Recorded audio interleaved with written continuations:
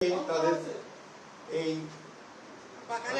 দেশনেত্রী জানাজা দাফন মঞ্চসূচির সমস্ত কাজগুলো সুষ্ঠুভাবে সম্পন্ন করার জন্য কোঅর্ডিনেট করার জন্য তারা আজকে আমাকে আমন্ত্রণ জানিয়েছিলেন ক্যাবিনেট থেকে।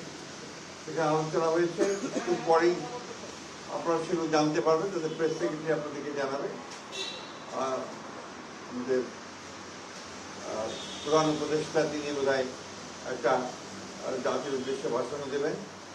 আপনারা তাদের কাছ থেকে সব কিছু জানতে পারবেন, যেহেতু তাদের মিটিং তারাই জানাবেন, সেটাই ভালো হবে। আমাদের বিষয়গুলো আমরা আপনাদেরকে সকালে জানিয়েছি। আর আমাদের 12:30টার সময় আমাদের প্ল্যানিং কমিটির একটা মিটিং আছে বিএনপির।